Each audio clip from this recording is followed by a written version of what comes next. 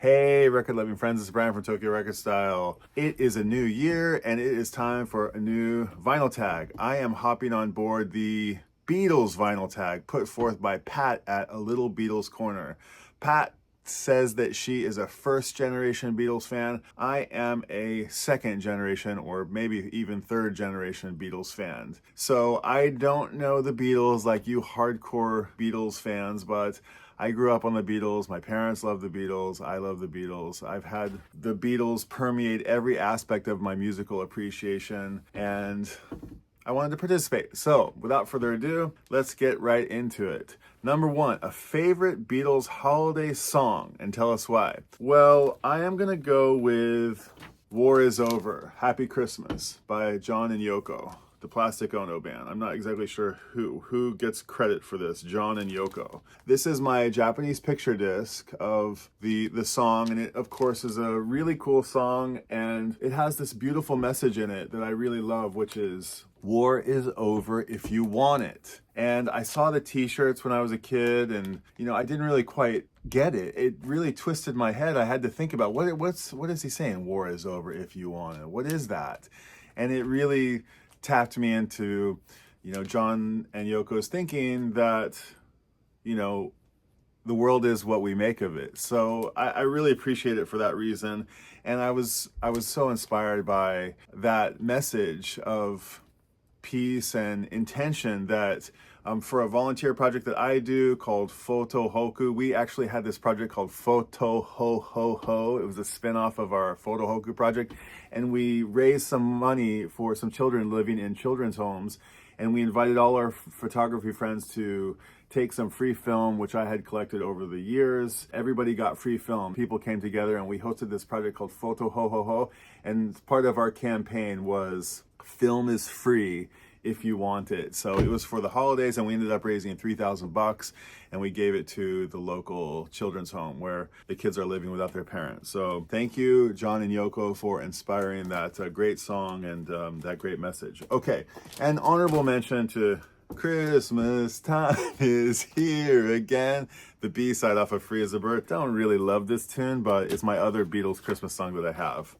Number two, favorite Beatles album cover, any country. I'm going with Rubber Soul. And this is where I'm going to lose against those aficionados who know all the details and know who the photographer is. But I remember from probably a YouTube video, Paul McCartney driving this little river boat down the Thames, who knows where he is, but he is talking about the story of this cover, and he's saying that they were all looking at the selection of possibilities that they could use for the cover, and the photographer had put this little 12-inch card on a chair and had the projector over here and was projecting the images, like the slide projector, on the little card so you could get an image, an idea of what the album would look like. And he's telling the story that the card had slipped on the chair a little bit and it had elongated the image of the boys here. The band were all like, oh, can we have it like that? As you always hear the Beatles talking about with George Martin. Can we have it that way? Sure enough, the photographer said, I guess, yeah, we could do something like that. And they said, after all, Rubber Soul. And I just love Paul's telling of this story. Anyway, and they all look really cool, just supremely cool. So Rubber Soul, that's going to be my favorite album cover, any country. Okay, next up, number three. Show your favorite Beatles colored vinyl or picture disc. I have a couple, not too many, but this was something that I recently scored. This is Help on the Odeon label, Japanese label. I was very happy to have this. I used to have the soundtrack version, the American one with the orange letters, but a friend really helped me out in a bind. He was a big Beatles fan, and so I gave him my Help record as a thank you for Help. So I didn't have Help in my collection anymore. And when I found this UK cover version, which is also the Japanese cover version, I picked it up and I brought it home, and I noticed that, it doesn't actually have any English information on it, which is often the case with Japanese records. And it has some molding on it, which is really sadly like what happens to a lot of Japanese records. This climate just really does this to records. If you don't keep your records stored properly, it'll happen, but usually the wax is fine. But this does happen, but that makes them affordable for guys like me who don't really necessarily need to have a pristine copy. They just want the music, it's all about the music. Of course, it says here, great to have you with us, George, Ringo, Paul and John. Four Idols soundtrack, the movie, and then it's got the back cover. I love this back cover too because I think Paul looks so cool. Ringo's got his like signature. Ringo did so good with his style over the years. He's got his big fat ring on and mafioso sunglasses. Looks pretty cool. George looks awesome, and John, you kind of see look less leather jacket and more of a little bit of a goofball on the beach. I love that about John, that he could have that sort of cheeky nature, and this is just such a great picture. When I brought it home and pulled it out, I noticed that dun, dun, dun, dun, it had that beautiful Japanese red super vinyl from Toshiba. I mean, this stuff is just, anytime you get one of these, you're just so stoked because you're like, oh, this is going to be a good one. And it's a real nice, elegant shade of red. And even though this technically isn't colored vinyl, in the sense that like it's not, I don't think it's particularly decorative. It was a technology that I think Toshiba made with Odeon, I think maybe a sub brand of theirs, to make, you know, extra great premium vinyl so that the records would sound really good. I've heard it called a couple of different things, but super wax or super vinyl. This album also inspired one of the little promotions that we did again for my volunteer project, Photo Hoku, and this was an album cover that we riffed from that record. I'll mention right now that there's one more that I can think of off the top of my head. This album, Abbey Road, is not in my list, but we also spoofed the Abbey Road record cover, which was really fun. And if you can barely read the lyrics down here, but it says Photo Hoku. Photo Hoku is a portmanteau, a blending of the words photo and Tohoku, the region of Japan that was heavily hit by the earthquake. And that's the name of the volunteer project. Check out Photo Hoku online. Okay, next up, show a favorite Beatle 45 picture sleeve. Okay, first I'm gonna say Hard Day's Night. I really love this record cover. I don't know why, to be honest. It always just jumps out at me from my collection. I just think it's really powerfully balanced and graphical, and it's just grabs my attention, and I just conceptually I think it's a really cool design, and I like the color scheme. I like the black and white. I like the simplicity of it. It just captures my attention every time I run past it in my 45s. You know, they say like when you're, as a photographer, like when you look at your contact sheet, you often turn the contact sheet upside down, you know, all the little frames from your 35 millimeter roll of film. And sometimes when you turn it over, you can find out which one is the strongest image of them all, because it just sort of the defocusing of your eyes and sort of the abstraction of the contact sheet, you can sometimes see the most powerful images from the shot. And I don't know, something about this just sort of reminds me of that thing that I do sometimes, sort of defocusing my eyes, and it just, every time it just jumps out as one of the strongest Beatles picture disc covers. So, but I actually have all of my Beatles 45s, because I'm in Japan, all of my Beatles 45s are picture discs. So I don't actually have any Beatles singles that are not picture discs, except this very last one that you see on the end, which is not the Beatles, but George Harrison, Miss O'Dell. It's a jukebox one with the jukebox thing in it. And on one side, it's got give me love. On the, I'm not sure which is the A and which is the B, but it also has Miss O'Dell on it. And Miss O'Dell was a famous, I don't want to diminish her to a groupie, but she was a famous character from the 60s apparently. And she was in cahoots with the Stones and the Beatles and Leon, and I don't even know. There's probably a very long list of those who knew Miss O'Dell. And I should probably make a video all dedicated to her, but she is from Tulsa, my hometown. So shout out to Miss O'Dell. You're on the one Japanese 7-inch that I do not have a picture sleeve for. And it's kind of on this funky like green label, which I don't often see that much, which is kind of cool. You guys will know about it better than me. Okay, next up, show your favorite from the last 3 Beatles songs and then rank them all. Okay, I'm gonna go with Free as a Bird, Now and Then, and Real Love. I think they go in that order for me because Free as a Bird just has this bittersweet melancholy in it that when you hear the song Free as a Bird, you can't help but imagine John Lennon, you know, free as a bird, and the song now, Free as a Bird. I also think that it's got like some killer drums on it. I really particularly like the guitar And it just sounds like an awesome, cool rock and roll song. Then I want to give a shout out to Now and Then. Not everybody loved it, but I loved this song, and I love the idea behind the song. I thought it was a more honest ending of the Beatles songs than Real Love or Free as a Bird. It had a reflection of the unceremonious ending, the sort of bittersweet ending of the Beatles. So I thought that when this came out, it touched those heartstrings, and that's one of the reasons I love the song Now and Then. And finally, Real Love. This is a kind of a cool copy. This was also apparently maybe a jukebox thing. The label actually is etched onto the record. There's no label on it actually. It's an etching, which is kind of cool. I've never seen that before. And it was a special edition jukebox issue according to Harry's Music Room. And I think this picture disc was somebody in Japan actually just printed out this image and threw it on here. I don't think this is the official picture sleeve.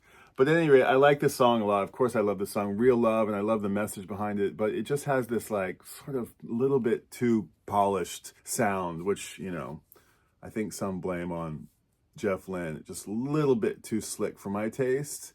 But I still really love it. Of course, that's only to say I love all three of them. But if I have to rank them, if I must, then that's the direction I'm going to go. Okay, next up. Show your most unusual Beatle vinyl or compact disc. I'm going to go with the Beatles Tokyo 66 in this very peculiar bootleg that I have that is on this sort of like blueprint lithograph.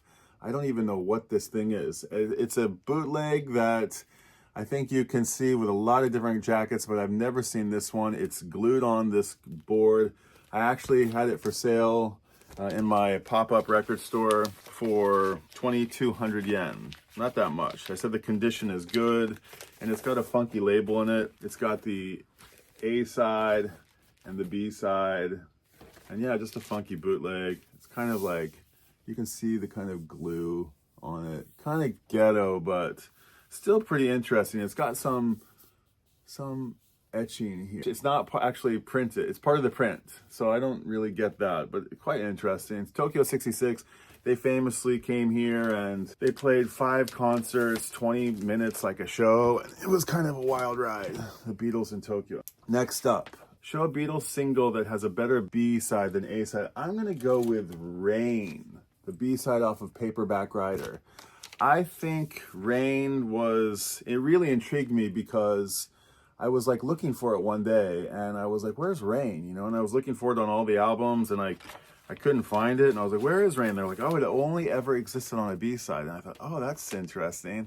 That's makes it a little bit unique in the Beatles repertoire. So I went digging for it and I found it really kind of hard to find. And I was searching for it for quite a long time. And finally I found it on this lovely Japanese picture disc. And I like this song because even though it's a couple of years before Norwegian wood and sitar coming onto the Beatles sound, it has a droniness to it. It has sort of a psychedelic Eastern thing happening to it. It's got this kind of John Cale, wow, wow, wow, wow, wow, wow, wow, wow, and the harmonies are, wow. You can imagine a sitar on it, or maybe it's got some harmonium or one of those early sort of experimental sounds that the Beatles played with. But that is the reason that I am going with Rain, the B-side off of Paperback Writer. Love that tune. Number 8, show a favorite Beatles song that was covered by another artist or band. Okay, this is fun. I'm actually going to show a couple.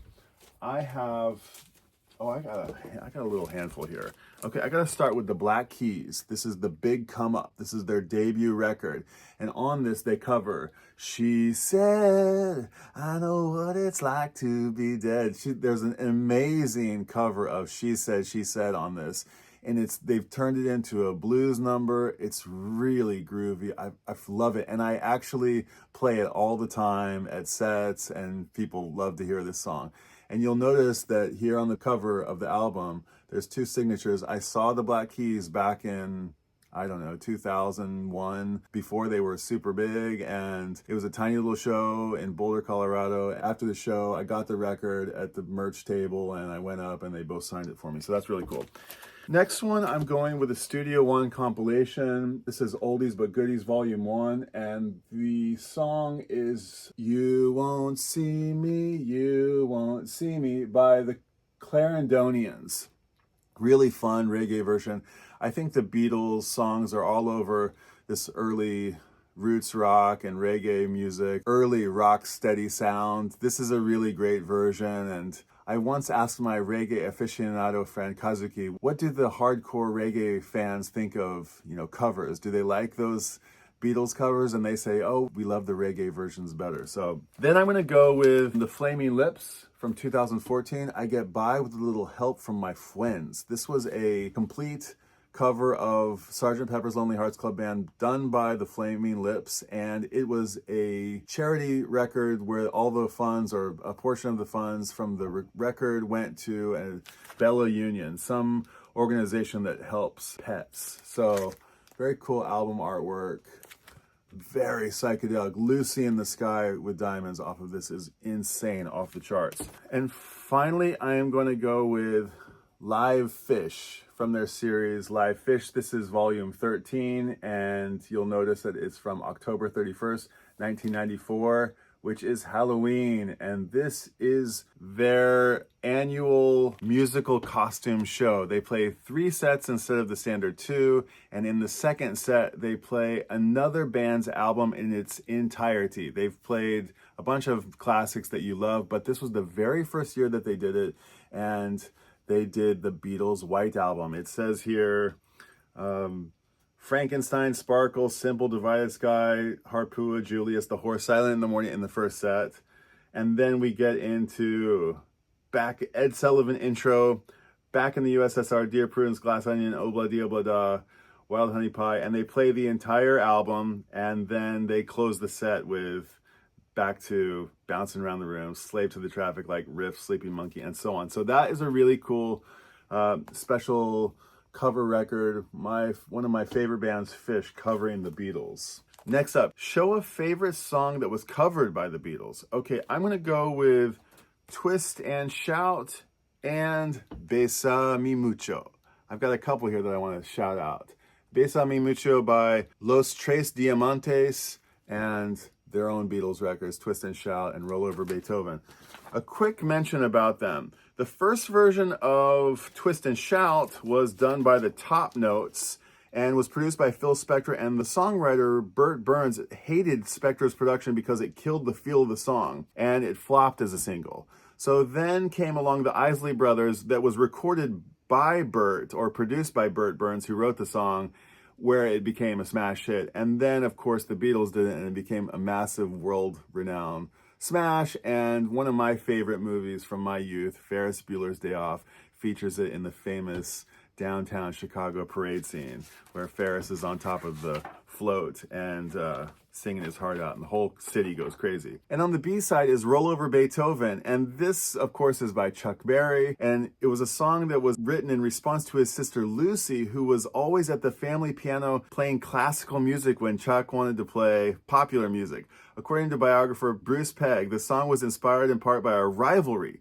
between his sister's classical music training and Barry's own self-taught, rough and ready music preferences. So that's kind of funny that you think that Roll Over Beethoven might have this double entendre where one of the notions is Beethoven is like rolling over in his grave, and also his sister is practicing Beethoven at the piano and he's saying, roll over Beethoven, I want to play some guitar. That's a fun one. Then interesting about Besa Mi Mucho is that it's a bolero song written in 1932 by Consuela Velasquez. It's one of the most popular songs of the 20th century and one of the most important songs in the history of Latin music. It was recognized in 1999 as the most recorded and covered song in Spanish of all time.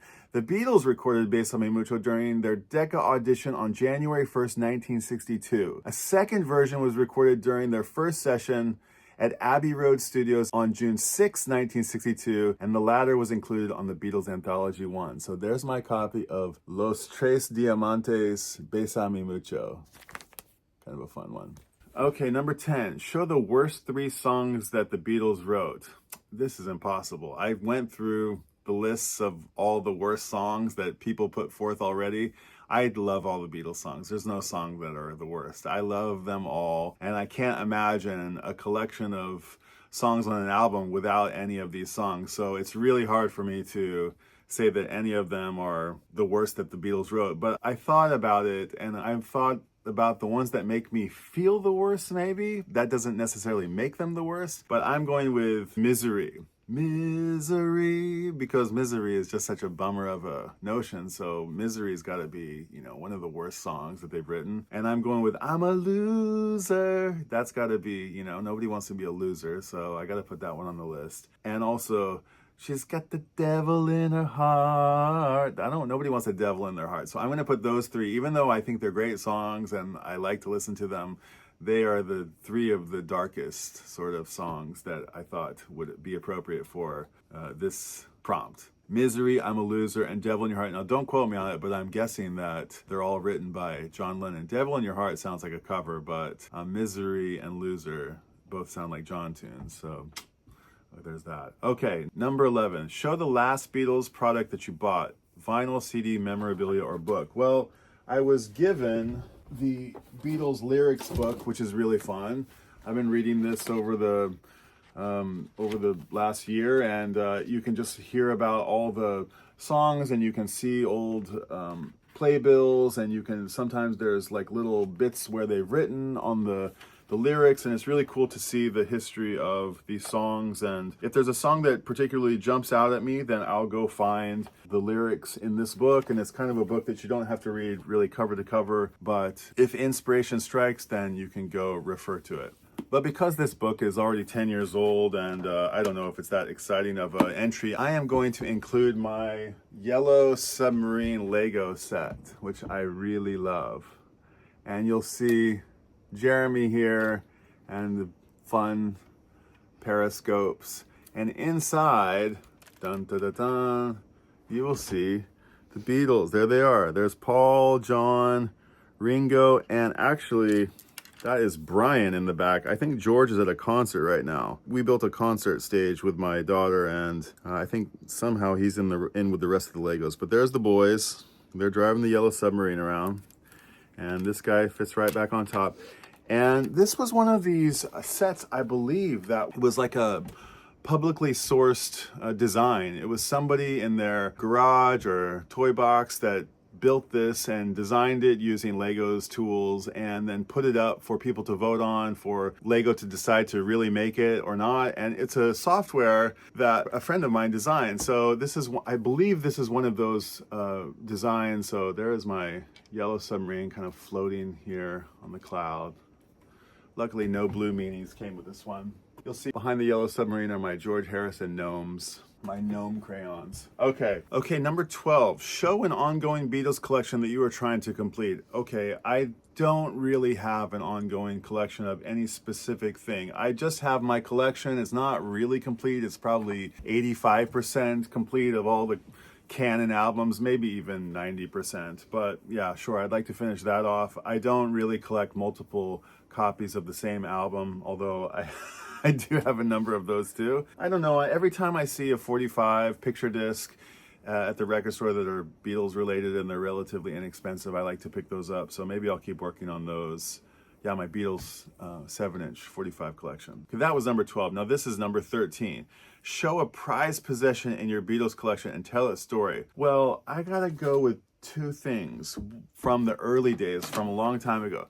This is my White Album lunchbox, and it's a little bit scratched up and it's a little bit beat up, and I think it's like from 1999, and I don't remember exactly where I got it, but it's been keeping my record cartridges and my headphones and like various accoutrements of my record listening and music loving life over the years. And at the moment it's keeping some cassettes. It doesn't have the thermos, it's not in perfect shape, but I love it, and I think these are probably hard to come by, and I love my White Album. It's nicely embossed, the Beatles White Album lunchbox. Love that. I also want to give a shout out to my Beatles fake book.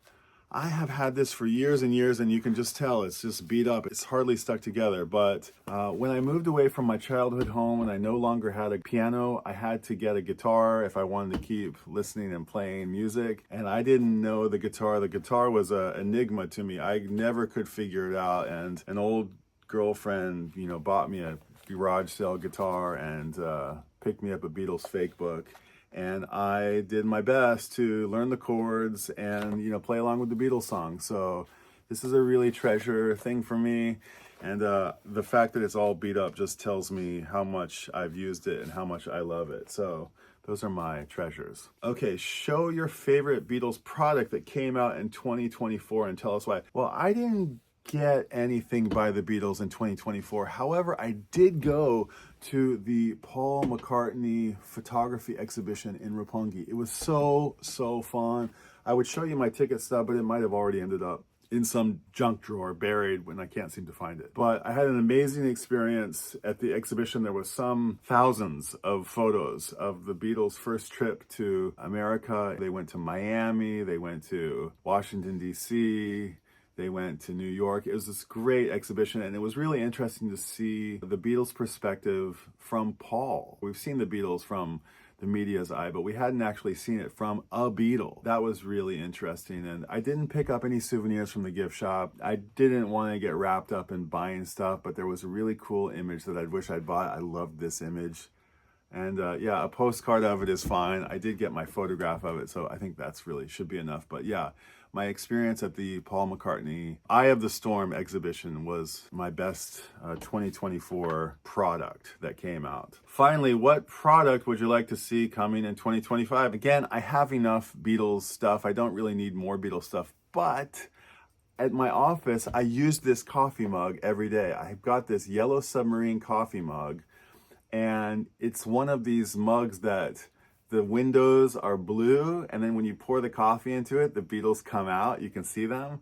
And it's got this fun little handle that has the periscopes on it, the little chimneys. I really love this little smoke stacks. I don't even know what they are. They got to be periscopes. And I dropped it years ago, 10 years ago, maybe even. And the little handle broke off, and I was devastated because I love this cup so much. And I fixed it back together, and it's been glued, and I've been drinking out of this broken glued coffee cup for 10 years. And the chemical reaction, the heat effect finish that makes the Beatles windows dissolve and so they appear has worn off a long time ago. So I would really love a new version of this coffee cup. So whoever has that license, please put out some more of those coffee cups because mine needs to be renewed and updated. So, okay, that is my Beatles tag for 2025. Thank you so much, Pat, at A Little Beatles Corner. This was really fun. I love to go through my Beatles collection and think about my deep passion for this band. Again, I'm a second generation. I don't know it like you guys do back and forth, but I still really love the Beatles, and they mean so much to me, and they've taught me so much about music, and I always come back to the Beatles, always come back to them. They're sort of right there, dab smack in the middle of everything. So I'll leave you with that and say Happy New Year. All you need is love. Love is all you need. Until next time, I'll see you at the record store. Bye.